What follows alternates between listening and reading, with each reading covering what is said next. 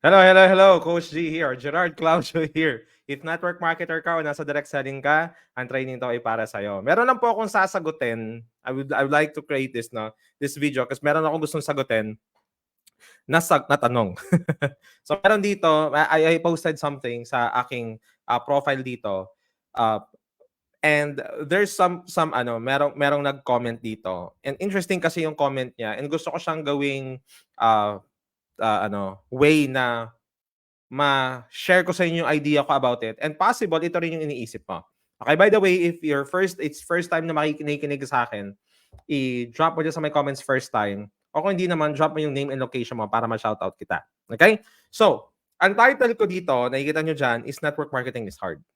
Okay? Mahirap po ang network marketing. Bakit ko po sinasabi to? Kasi this, marahil, nag-join ka sa network marketing for the purpose na nakita mo na, madali lang tong network marketing. Kasi mag-i-invite ka lang, invite ka lang. Then, pumasok ka na, you would realize, mahirap pala. Di ba? Parang nagulat ka, ang hirap pala, di ba? And that is why so many people are frustrated in the industry. Hindi naman dahil sa pangit yung network marketing.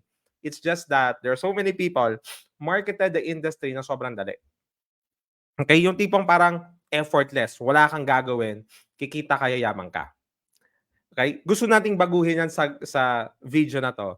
And kung nakikinig ka sa akin right now, I want you to listen carefully. Kasi pag nabago natin yung pag nabago natin yung mentality natin or yung perspective natin about this, malaki ang chance na gumalaw o mag-move yung network marketing business mo. Okay? So kung excited ka, type mo dyan sa may comments, excited. Okay? Ngayon, babasahin ko dito yung comment, no? Ito yung, by the way, yung ito yung pinost ko. Sabi ko dito, walang nag-fail sa network marketing, meron lang nag-quit. Tuloy-tuloy ka lang, darating ka din sa breakthrough moment mo. Okay? So saan ko to nakuha? I just realized one of our mentors taught us this principle.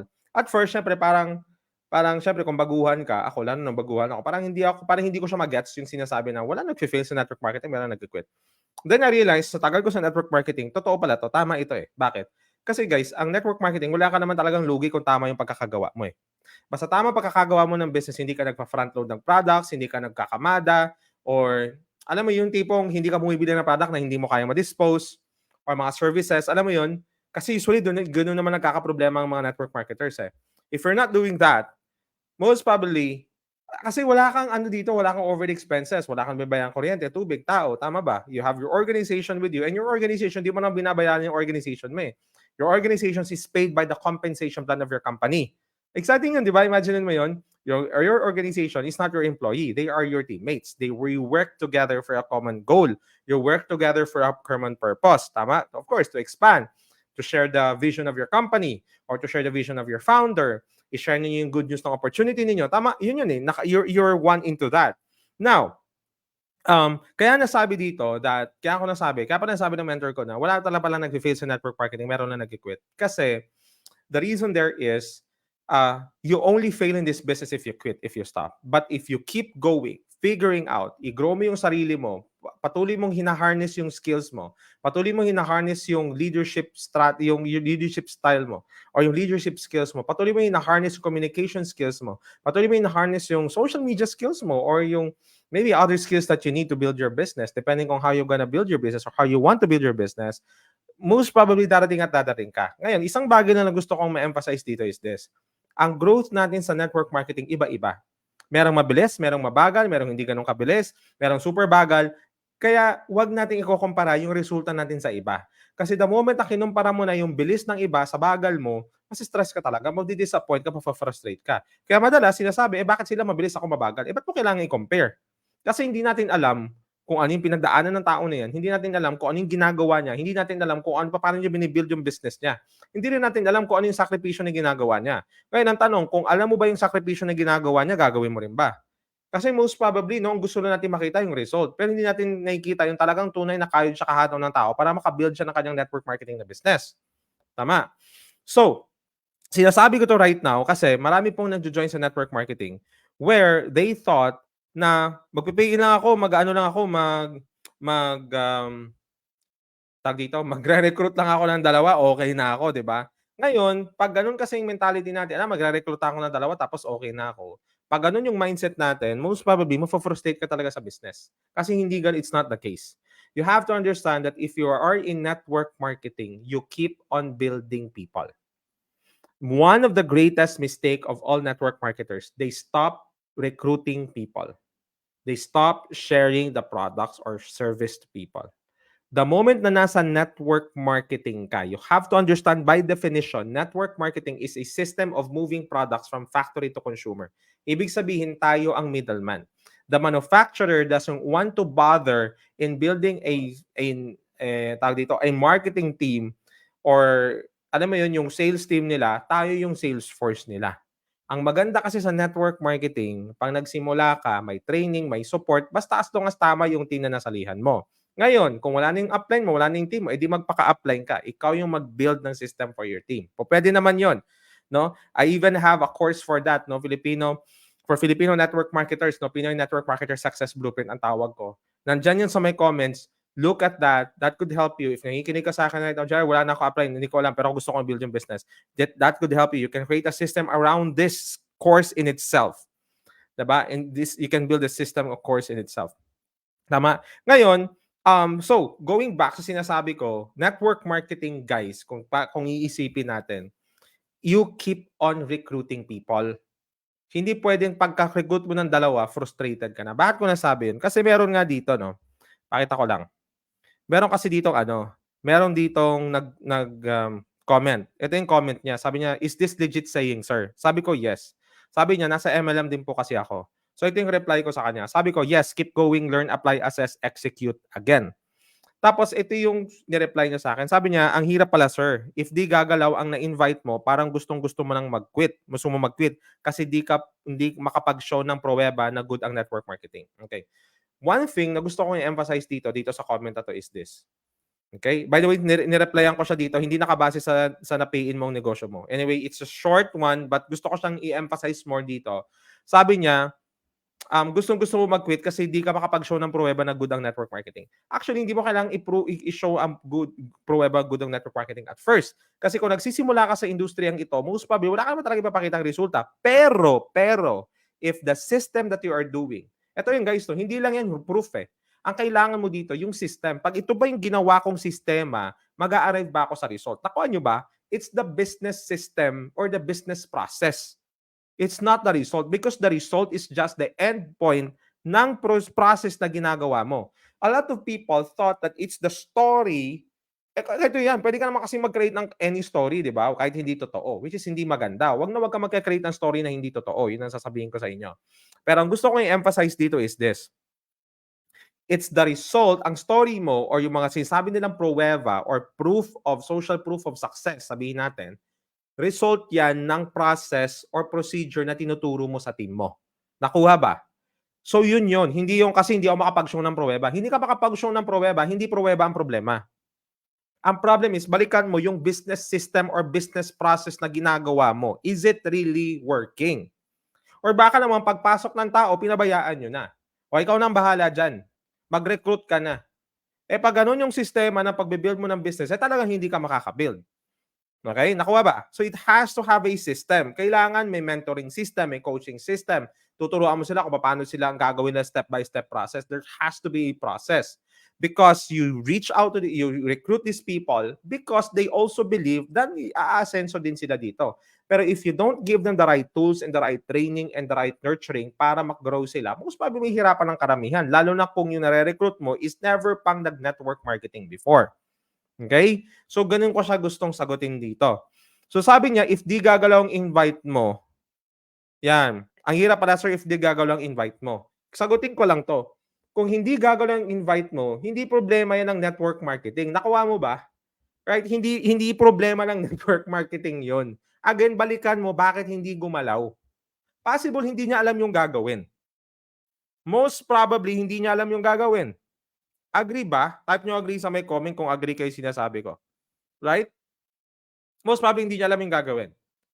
So pumasok siya sa team niyo, join siya sa iyo. You're expecting na bahala ka na diyan. Ikaw nang gumalaw. Tapos at the end of the day na frustrate ka kasi hindi gumalaw. Tapos hindi mo lang binigyan ng tools. Binigyan mo man pero hindi niya naman pakinabangan. Binigyan mo ng mga jargon, binigyan mo ng mga general na system na hindi niya naman niya specific ano ba talagang gagawin niya. What if turuan mo step by step process from start to end, tinuruan mo siya proseso, tinuro mo. Hindi yung ni-recruit mo lang tapos saka na okay na. Doesn't work that way.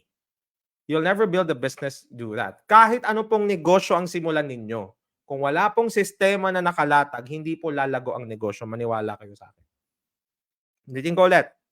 Kahit anong negosyo ang simulan mo, kung hindi ka systematic sa approach mo, mahihirapan ka. Baka end up, ikaw rin ang naging empleyado ng business mo. Sino sa inyo dito may traditional business ka? May kainan ka, may grocery ka, kung ano man business mo. Hindi mo siya na-systematize. At the end of the day, you don't own a business, the business owns you. Ibig sabihin, wala kang oras. You don't have the time. Wala kang oras para i-build yung sarili mo kasi doon ka na lang nakalatag ilang taong ka na sa negosyo mo. System rin ang problem doon. Same goes sa pag-build mo ng network marketing. Anong ibig kong sabihin? Ang point niya dito na if hindi gagalaw ang invite mo, bakit hindi nga gumalaw? Yun ang tanong eh. Tama? Another thing, you have to understand the Pareto rule. Kung may 10 kang na-invite, o may 10 ka na pa-pay-in, huwag mo i-expect na 10 gagalaw. It doesn't work that way. Meron tayong law of diminishing intent. Regardless kung gaano kakagaling, meron talagang hindi magtutuloy. And that's fine. What is important is, alam mo na binigay mo yung best mo at alam mo na systematic. Kasi may mga tao talaga, na sabihin ko lang, na nag-join sila sa network marketing. Hindi sila built-in na maging successful kasi hindi sila nag-decide na maging successful. Ganun lang talaga yun. There are people who are joining the business out of curiosity, and when things get hard, they don't want it. They just decide na ayaw nilang gawin. May mga ganun lang talaga. Tanggapin na natin yon. So, yung mga tao na I expect na yung dalawang pinayin mo sa left at saka right mo, kung binary yung system ninyo, gagalaw, tapos kung hindi gumalaw, na frustrate ka kasi yung dalawa, tapos pinokpok mo ng pinokpok yung dalawa, piniga mo ng piniga, ganito, what if instead na yung energy mo, nilagay mo dun sa dalawa, what if ang gawin mo, magdagdag ka? Tama ba? What if instead na pilitin mo yung, tanggalin ko na lang to. What if instead na pilitin mo yung dalawa, magdagdag ka ng dalawa? Imagine niyo yung stress, pipilitin mo yung tao na ayaw gumalaw. Tama, okay. Now, give every person an opportunity na mag-join. Because hindi mo alam kung sinong gagalaw. Of course, when they decide to sign up, they know what they have signed up for kasi sinabi mo naman na maayos, as long as, itong sabihin ko you don't overpromise. Most of the overpromise comes like this.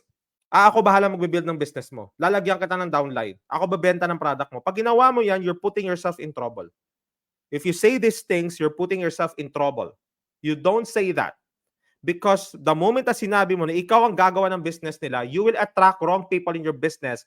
And instead of building an asset, team na asset sila, you created a team of liability. That at the end of the day, ikaw ang sisisihin nila kasi iba yung sinabi mo sa kanila before sila nag-join. Are you learning into this? So network marketing is hard, yes, but there is a way to make it work. Okay? Nakuha ba? I want you to treat this as a business. You don't treat this as a, I don't know, like a small opportunity. Network marketing is it's a big opportunity.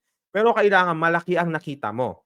At the same time, kung malaki ang nakita mo, kailangan mas systematize mo din siya. Right?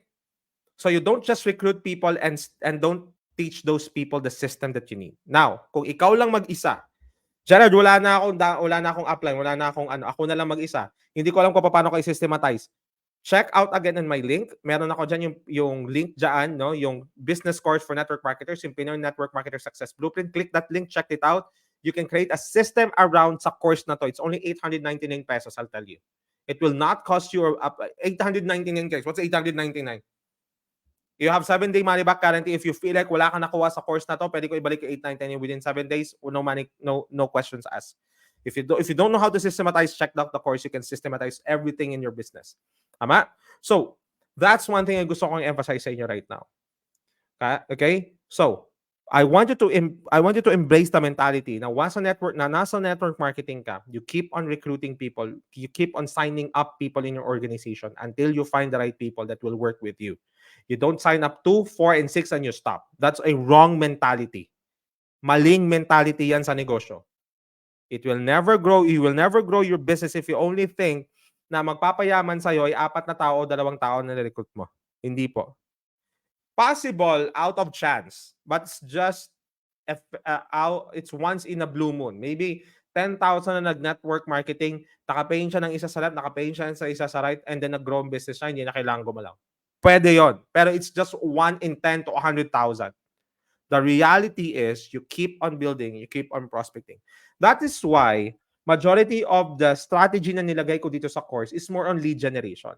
Bakit? Because the moment na nag-start ka na mag-build up ng tao or mag-approach ng mga tao, I mean, the next problem mo sa network marketing business mo, saan ako hahanap ng tao na kakausapin? That's your next problem. Tama ba? If you don't agree with me, build the business in the next 3 to 5 years, balikan mo kung mali ang sinabi ko sa'yo. Because again, the number one problem of every network marketer is lead generation. Hindi alam kung saan kakausap, hindi alam kung sino ang kakausapin at paano kakausap ng mga tao. Nakuha ba? Right. Ngayon, balikan ko ulit yung comment. Okay. Sabi niya dito, if hindi gagalaw ang invite, parang gusto mo mag-quit kasi hindi makapag-show ng pruweba. Again, hindi gumalaw ang invite mo, o hindi gumalaw yung pay-in mo, hindi dahil sa hindi ka napakapakita ng pruweba. Dahil hindi tama yung sistema na tinuro mo sa kanya. Ganun yun. Nakuha ba? I hope I hope I make myself clear here. If you want a good story, create a good system. Then the system that they will undergo will create a good result. That's how you build your business. Now, again, you will recruit people who are not designed for success yet or who are not designed for success at all, because they haven't embraced the winning mentality or they haven't decided to win at all. Nakuha? So, yun lang yung gusto kong i-emphasize dito. I hope you're learning, type nyo learning sa my comments ko, natututo kayo sinasabi ko. Kaya sinabi ko dito sa taas, look at this. Tingnan nyo to. Sinabi ko dito sa taas, sabi niya, kung totoo daw ba tong, legit ba tong saying ko na walang nag-fail, meron na nag-quit. Ang sabi ko dito, learn, apply, assess, and execute again. That's the process. You learn the process, you learn the business, you apply what you learn, you assess kung anong kailangan improve, then you improve, then execute again. Okay? So yun sinasabi na plan, do, review. You plan, you do, you review, you plan again, you do, you review. Okay? So that's how you will build your business. Alright? Sadali lang. Nawala yung ano ko. Ayan. Alright. So anyway, guys, yun lang naman for me. If you find value dito sa narinig ninyo, click mo heart, click mo share. Drop mo dyan yung comment mo about this. See you again in the next video.